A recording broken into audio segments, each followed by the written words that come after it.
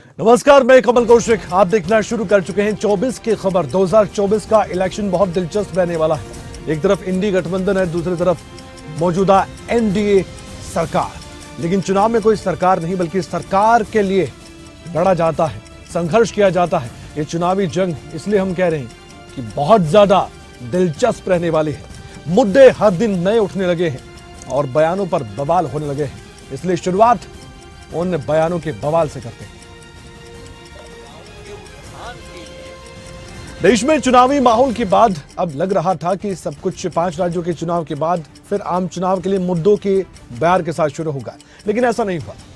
बिहार के मुख्यमंत्री नीतीश कुमार के एक बयान पर बवाल छिड़ गया।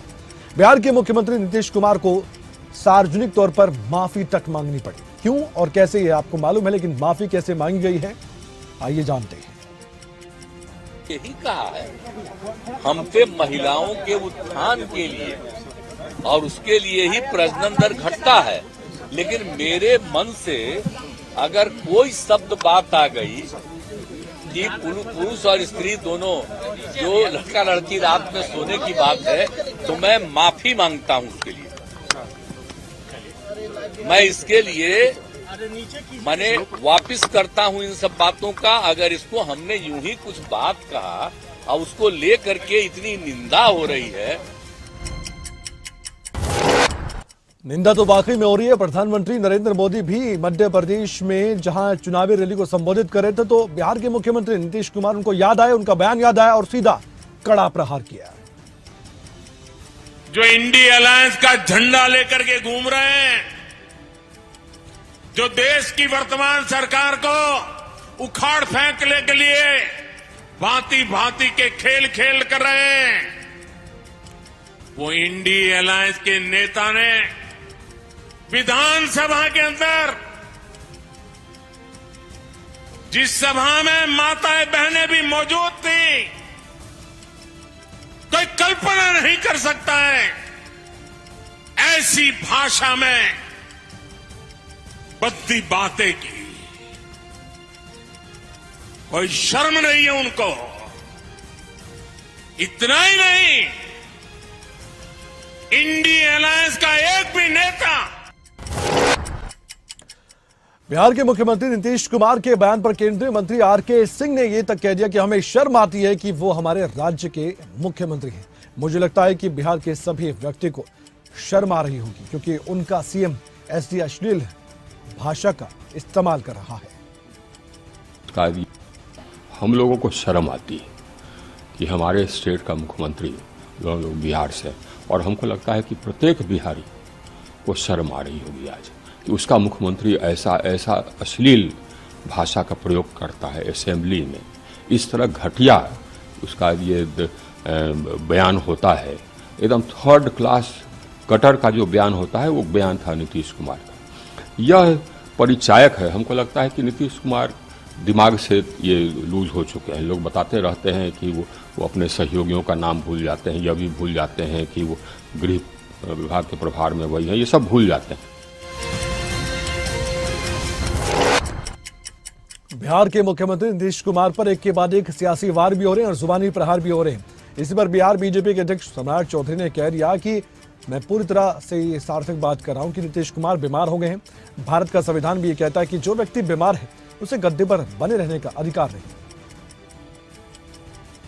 ये पूरी तरह सार्थक है। आप देख रहे हैं नीतीश जी की जो स्थिति है, ये बीमार है और भारत का संविधान ये कहता है कि जो व्यक्ति बीमार हो उसको गद्दी पर बने रहने का कोई अधिकार नहीं। हम तो वही कह रहे हैं कि ये दुर्भाग्यपूर्ण है, कोई न कोई गलत मेडिसिन देने का काम कर रहा है। अब ये तो जांच का विषय है ना, मुख्यमंत्री को दे रहा, तो हम लोग इसमें क्या बताएं। तो आपने सुन लिया कि बिहार बीजेपी अध्यक्ष की तरफ से साफ साफ कह दिया गया है कि गद्दी पर रहने का अधिकार बिहार के मुख्यमंत्री नीतीश कुमार को नहीं है, यानी कि इस्तीफे की मांग की जा रही है। बिहार के मुख्यमंत्री नीतीश कुमार के बयान पर बीजेपी नेता दुष्यंत कुमार गौतम ने भी प्रतिक्रिया जाहिर की और कहा, मुझे लगता है कि नीतीश कुमार प्रधानमंत्री बनने का सपना देख रहे थे। उनका ये सपना टूटा है, इसलिए वो पगलिया गए हैं। बड़े दुख की बात है। मुझे लगता है कि नीतीश कुमार जी सपनों में प्रधानमंत्री बनने की सोच रहे थे, उनको वो सपना टूटा है, इसलिए वो पगलिया गए हैं। पागल हो जाता है इस प्रकार से आदमी, उसका व्यवहार, जो बातें आदमी जवान भी आपस में नहीं कर पाते, वो बात उन्होंने विधानसभा में बोली है। कैसा महिलाओं का अपमान करने का काम किया है। एक तरफ देश के प्रधानमंत्री हैं जो लगातार महिलाओं के उत्थान की बात करते हैं, महिलाओं के विकास की बात करते हैं, उनके आरक्षण की बात करते हैं। आज विश्व के अंदर 40% पायलट हिंदुस्तान की हैं। केंद्र में मंत्री सबसे ज्यादा महिलाएं हैं। उनके बारे में ऐसा अव्यावहारिक वक्तव्य देना मुझे लगता है कि बहुत मर्यादाओं से परे है और पूरे देश की महिला।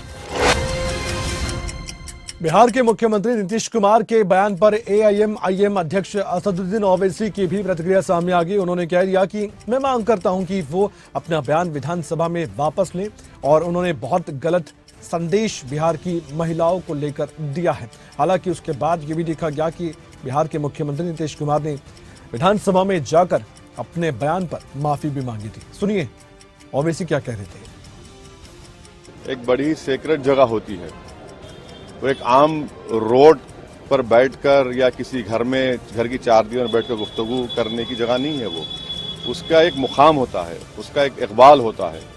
और वो एक प्रदेश के मुख्यमंत्री हैं, वजीर आला हैं, और वहां पर वो इस तरीके से, जिस तरीके से उन्होंने कहा है, बिल्कुल ही एक वल्गर किस्म की लैंग्वेज थी।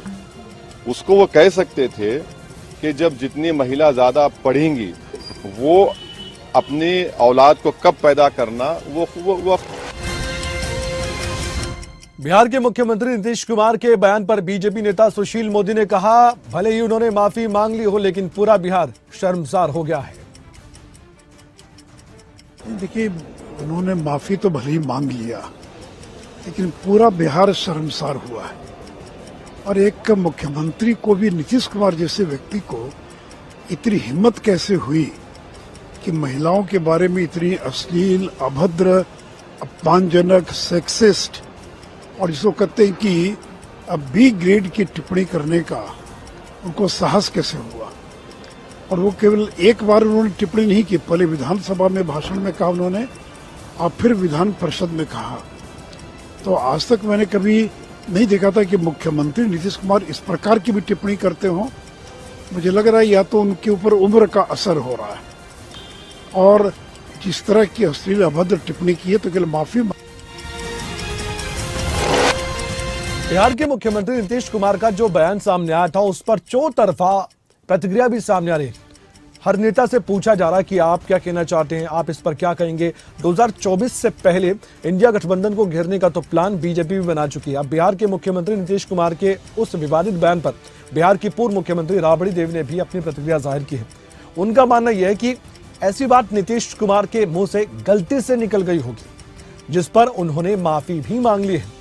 उन्होंने आगे बोलते हुए ये भी कहा कि मुख्यमंत्री को अपनी बात का पछतावा है, यानी कि कुल मिलाकर आरजेडी और जेडीयू की जो सरकार चल रही है, उसमें बचाव की मुद्रा में आरजेडी भी आ गई है, लेकिन उस तरह से नहीं जिस तरह खुलकर जेडीयू आ रही है।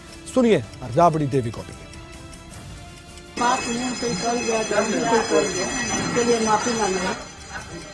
कदम चलने देना चाहिए।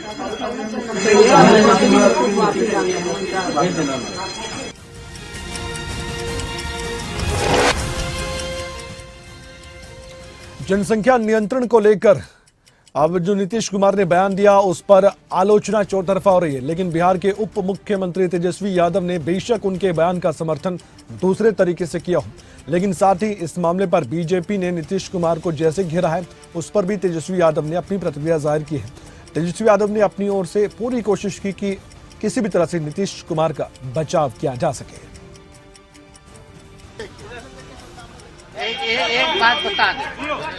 एक बात बता दे, इसका कोई अगर कोई गलत मतलब निकालता है तो ये गलत बात है। एक तरह से जो भी मुख्यमंत्री जी का बयान आया जो सेक्स एजुकेशन के बारे में, और जब भी सेक्स एजुकेशन की बात की जाती है तो इसकी लोग जो है शर्माते हैं, हिचकते हैं, तो उससे लोगों को बचना चाहिए। तो स्कूलों में पढ़ाई होती है भाई, साइंस, बायोलॉजी। ये प्रधानमंत्री नरेंद्र मोदी ने कांग्रेस पर निशाना साधा और कहा कि सालों से कांग्रेस देश से एक ही झूठ बोलकर बार बार सत्ता में आई, गरीबी खत्म करने का नारा दिया गया, लेकिन कांग्रेस कभी गरीबी खत्म नहीं कर पाई। सुनिए। देश से एक ही झूठ बार बार बोलती आ रही है, देश से गरीबी खत्म करने का नारा देती आ रही है, लेकिन कांग्रेस कभी गरीबी खत्म नहीं कर पाई, क्योंकि कांग्रेस के नेताओं की नीयत ठीक नहीं थी। कांग्रेस के राज में गरीब और गरीब होता गया, अमीर और अमीर होते गए। आज केंद्र में भाजपा के नेतृत्व वाली सरकार है। छत्तीसगढ़ में पहले चरण के लिए वोटिंग होने के बाद से दूसरे चरण के लिए चुनाव प्रचार तेजी से हो रहा है। इसके चलते कांग्रेस नेता राहुल गांधी छत्तीसगढ़ पहुंचे और कहा, बीजेपी के नेता कहते हैं कि आदिवासियों को हिंदी सीखनी चाहिए, अंग्रेजी मत सीखिए। लेकिन आप किसी बीजेपी के नेता से पूछें कि आपका बच्चा कहां पढ़ता है, तो वो यही कहेंगे कि इंग्लिश मीडियम में पढ़ता है। आपका यानी कि बीजेपी का बच्चा इंग्लिश मीडियम में पढ़ता है तो आदिवासी का बच्चा इंग्लिश मीडियम में क्यों नहीं पढ़ सकता? नेता कहते हैं देखो आदिवासियों को हिंदी सीखनी चाहिए, छत्तीसगढ़ी मत सीखिए, अंग्रेजी मत सीखिए। मगर आप किसी भी बीजेपी के नेता से पूछो कि भैया आपका जो बच्चा है वो इंग्लिश मीडियम में पढ़ता है, हिंदी मीडियम में पढ़ता है, तो आपको जवाब दें हमारा तो बेटा।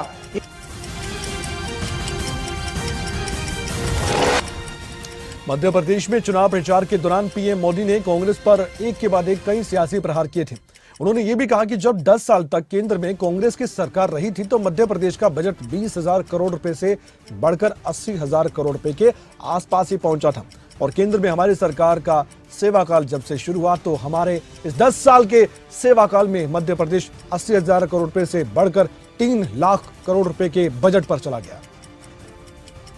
जब 10 साल केंद्र में कांग्रेस की सरकार रही तो एमपी का बजट 20,000 करोड़ रुपए से बढ़कर 80,000 करोड़ रुपए के आसपास ही पहुंचा था।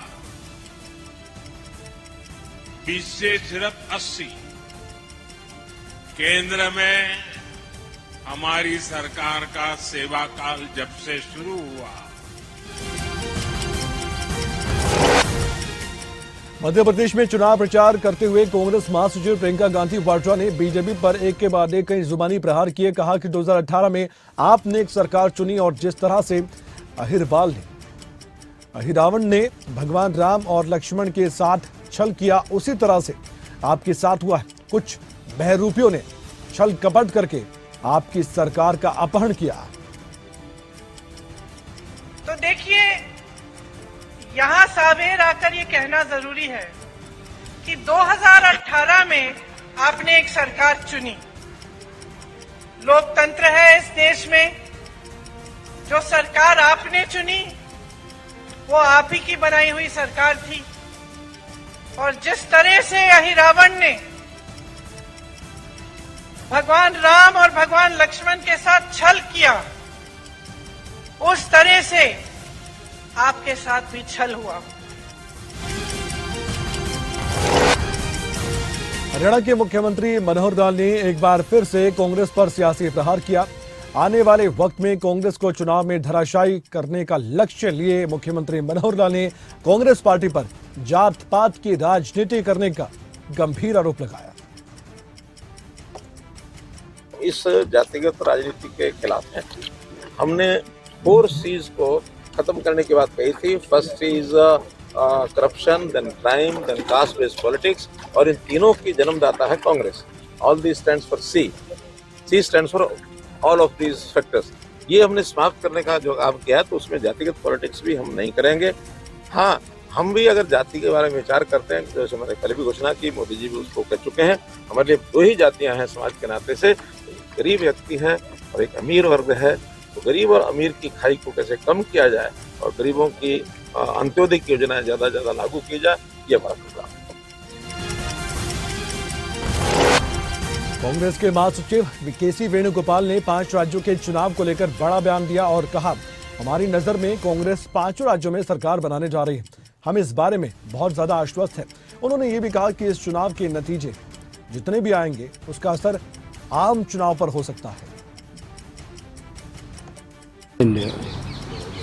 All these 5 state election, in our view, Congress is going to form the government in all 5 states.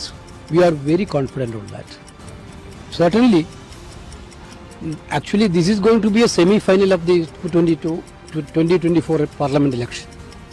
The election result of these states will have impact on parliament election. यानी कांग्रेस पार्टी ये मानकर चल रही है कि 5 राज्यों के इलेक्शन का रिजल्ट सीधे सीधे आम चुनाव पर असर डाल सकता है। वाकई में ऐसा हो सकता है, क्योंकि 5 राज्यों का चुनाव कई लोग और खास पॉलिटिकल एक्सपर्ट्स कह रहे हैं कि सेमीफाइनल से कम नहीं है आम चुनाव। उत्तर प्रदेश के मुख्यमंत्री योगी आदित्यनाथ ने कांग्रेस को आड़े हाथों लिया और कह दिया कि कांग्रेस समस्या का नाम है। आतंकवाद, नक्सलवाद, भ्रष्टाचार कांग्रेस की तो देन है। राहुल गांधी पर भी निशाना साधा गया। मुख्यमंत्री योगी ने कह दिया कि राहुल गांधी तय कर चुके हैं कि कांग्रेस पार्टी मध्य प्रदेश में नहीं आने वाली। कांग्रेस तो स्वयं में समस्या का नाम है। भैया बहनों, अंतर फर्क साफ है। एक समस्या है, एक समाधान है। कांग्रेस समस्या है। आतंकवाद कांग्रेस की देन, नक्सलवाद कांग्रेस की देन, उग्रवाद कांग्रेस की देन, भ्रष्टाचार कांग्रेस की देन, विकास के कार्यों में बैरियर बनना ये कांग्रेस की देन। तो कांग्रेस समस्या का नाम है और बीजेपी समाधान का नाम है।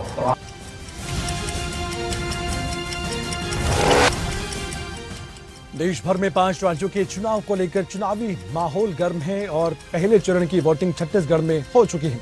तो वहीं अब सबकी निगाह इस समय राजस्थान पर भी टिकी हुई है। अर्जुन राम मेघवाल राजस्थान का बड़ा नाम है, इसलिए केंद्रीय मंत्री होने के नाते उनकी ड्यूटी भी राजस्थान में लगी हुई है और अपनी जिम्मेदारी को निभाते हुए दावा कर रहे हैं कि बीजेपी की सरकार बनने जा रही है। राजस्थान में आपने सही कहा कि निगाहें टिकी हुई है, लेकिन सभी सर्वे, सभी अनुमान, सभी आंकलन भाजपा को जिता रहे हैं और अच्छे बहुमत से जिता रहे हैं। आप किसी से भी बात करोगे तो सब ये कहेंगे कि राजस्थान में भाजपा आ रही है। अभी हमारी टिकटों का वितरण हुआ, 9 तारीख को जो कुछ जगह पे कुछ लोग खड़े हैं उनको हम बैठाने का प्रयास करेंगे। राज्य में कानून व्यवस्था को लेकर कांग्रेस नेता सचिन पायलट ने प्रतिक्रिया जाहिर की और कह दिया कि राजस्थान में हमने एफआईआर पंजीकरण अनिवार्य कर दिया। अगर कहीं महिलाओं पर कोई भी अत्याचार होता है तो उस पर हम तुरंत एक्शन भी ले रहे हैं और सीधे सीधे पुलिस को भी सतर्क रहने को कहा गया है। ये कानून व्यवस्था पर उठते सवालों के बीच सचिन पायलट का सीधा जवाब विरोधियों को था। हम लोगों ने एफआईआर रजिस्ट्रेशन कंपलसरी कर दिया है, मतलब हम छुपा नहीं रहे हैं किसी बात को। अगर कुछ दुर्घटना होती है या शोषण कहीं होता है, महिलाओं से अत्याचार होता है, तो उस पर तुरंत एक्शन हम लोग ले रहे हैं। अब बाकी आप मध्य प्रदेश को उत्तर प्रदेश को तुलना करेंगे तो राज्यों में स्थिति स्टेट गवर्नमेंट का होता है रिस्पॉन्सिबिलिटी लॉ एंड ऑर्डर की, लेकिन राजस्थान में जहां जहां ऐसा हुआ है तुरंत कार्रवाई हम लोगों ने करी है। कई जगहों पे लोग छुपाते हैं आंकड़े कम दिखाने के लिए, एफआईआर रजिस्टर नहीं होती हैं, पुलिस मामलों को दबा देती है। यूपी में कई बार हमने देखा है, लेकिन राजस्थान में सच्चाई सामने आ रही है और लगातार हम कोशिश कर रहे हैं कि इस पर अंकुश। राजस्थान कांग्रेस नेताओं के बीजेपी में शामिल होने पर केंद्रीय मंत्री गजेंद्र सिंह शेखावत ने बयान दिया और कहा, हजारों लोग बीजेपी के परिवार में सम्मिलित हो रहे हैं। उन्होंने कहा कि ये इस बात का भी प्रमाण है कि बीजेपी सत्ता में आ रही है। पार्टी पर हजारों लोग भारतीय जनता पार्टी के परिवार में सम्मिलित हो रहे हैं। ये इस बात का इनको इंगित करता है, इस बात का द्योतक है कि भारतीय जनता पार्टी सरकार में आ रही है और कांग्रेस का जहाज डूब रहा है और उस डूबते हुए जहाज में से कांग्रेस पार्टी के कई बड़े नेता छोड़ करके भारतीय जनता पार्टी परिवार में सम्मिलित हो रहे हैं। विष्णु जी तो वैसे हमारे अपने ही थे, एक बार फिर घर वापसी उनकी हुई है। आदरणीय सुनीता जी कांग्रेस पार्टी की बहुत वरिष्ठ नेता हैं, कांग्रेस पार्टी की बहुत जो है वो ताकतवर नेता पश्चिमी राजस्थान में है। भारतीय जनता पार्टी परिवार में उनका आना निश्चित ही भारतीय जनता पार्टी के लिए एक बहुत बड़ी क्षमता और ताकत में वृद्धि का सूचक। और वहीं बीजेपी सांसद सुधांशु त्रिवेदी ने कांग्रेस पर निशाना साधा और कहा कि राजस्थान में कानून व्यवस्था की स्थिति कब इतनी खराब नहीं हुआ करती थी जो अब है। सुधांशु त्रिवेदी ने आगे ये भी कहा कि कांग्रेस ने जो कहा है वो कभी भी पूरा नहीं किया। इसके साथ ही सुधांशु त्रिवेदी ने प्रेस कॉन्फ्रेंस के माध्यम से कांग्रेस की 7 गारंटी भी बताई। गारंटी पक्की है कांग्रेस के द्वारा, जो इन्होंने पिछले साल में किया है। नंबर 1, पेपर लीक की गारंटी।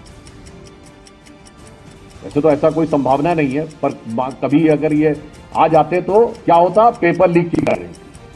नंबर 2, महिलाओं पर अत्याचार की गारंटी। नंबर 3, दलितों के उत्पीड़न की गारंटी। अपराधियों की दबंगई की गारंटी। लॉ एंड ऑर्डर की पोजीशन कभी राजस्थान में इतनी खराब नहीं थी जितनी कि अब हो रही है। दंगाइयों और कट्टरपंथियों। छत्तीसगढ़ चुनाव के बीच महादेव ऐप से जुड़ा मामला गर्माता जा रहा है। कुछ दिनों पहले ईडी की ओर से दावा किया गया था कि महादेव सट्टेबाजी ऐप के प्रमोटर्स ने छत्तीसगढ़ के मुख्यमंत्री भूपेश बघेल को 508 करोड़ रुपए का भुगतान किया। ऐसी खबरें सामने आई जिस पर जांच की जानी चाहिए। इसी के बाद बीजेपी नेता सुधांशु त्रिवेदी ने भी प्रेस कॉन्फ्रेंस के माध्यम से सीएम बघेल को जमकर निशाने पर लिया था। अब इस मामले को लेकर मुख्यमंत्री भूपेश बघेल ने अपना बयान दिया। महादेव ऐप में प्रधानमंत्री की क्या संलिप्तता है उसको बताना चाहिए, क्योंकि न महादेव ऐप बंद हुआ है न एपीके बंद हुआ है, वो अभी भी लगातार चल रहा है। भारतीय जनता पार्टी संलिप्तता क्या है, प्रधानमंत्री क्यों संरक्षण दे रहे हैं? और महादेव ऐप में महादेव ऐप को लेकर बीजेपी और कांग्रेस पार्टी छत्तीसगढ़ में आमने सामने है और चुनाव में इस मुद्दे को उठाया गया है। आरोप बघेल पर भ्रष्टाचार के भी लगाए गए हैं, लेकिन इस मुद्दे का चुनाव के नतीजे पर असर पड़ेगा, सवाल बड़ा है। जवाब आने वाला वक्त बताएगा। दिल्ली में राष्ट्रीय सहकारी ऑर्गेनिक्स लिमिटेड की ओर से जैविक उत्पाद को बढ़ावा देने के लिए राष्ट्रीय संगोष्ठी का आयोजन किया गया। 2024 का लक्ष्य लिए गृह मंत्री अमित शाह इस कार्यक्रम में पहुंचे, अपनी सरकार की उपलब्धियों को भी गिनवाया। उन्होंने कहा कि आने वाले दिनों में भारत दुनिया के ऑर्गेनिक मार्केट का सबसे विश्वसनीय और सबसे बड़ा ब्रांड बनने जा रहा है। उनकी ओर से जो दावा किया गया है उससे लगता है कि और भी उपलब्धियां उनके खाते में तो हैं और जो कि आने वाले वक्त में बताने जा रहे हैं। मैं आज देश भर के कोऑपरेटिव और एग्रीकल्चर से जुड़े हुए सभी भाइयों बहनों को कहना चाहता हूं कि भारत ऑर्गेनिक न केवल भारत आने वाले दुनिया में दुनिया के ऑर्गेनिक मार्केट का सबसे विश्वसनीय और सबसे बड़ा ब्रांड बनने जा रहा है। मुझे इसका भरोसा है क्योंकि मुझे कोऑपरेटिव की ताकत भी मालूम है, मुझे हमारे किसान की ताकत भी। मध्य प्रदेश में एक जनसभा को संबोधित करते हुए सीएम योगी ने अपनी सरकार के कामों की तारीफ की और कहा कि पिछले सालों में यूपी की तस्वीर बदली है। उन्होंने कहा कि प्रदेश में विकास की रफ्तार बढ़ी है और लगातार विकास के पथ पर यूपी अग्रसर है। पहले अपनी पहचान बताते हुए लोग असमंजस की स्थिति में रहते थे, लेकिन आज गर्व से कहते हैं कि हम यूपी से हैं। याद करिए, आज से 6 साल पहले उत्तर प्रदेश के लोग अपनी पहचान छुपाते थे, वे बोलते ही नहीं थे कि हम उत्तर प्रदेश के हैं, क्योंकि उत्तर प्रदेश का मतलब उस समय एक ऐसा राज था जहां कर्फ्यू लगता था, जहां माफिया हावी थे, जहां अराजकता थी, गुंडागर्दी थी, किसी की सुनवाई नहीं होती थी। लेकिन आज उत्तर प्रदेश 25 करोड़ की आबादी का राज्य और कोई।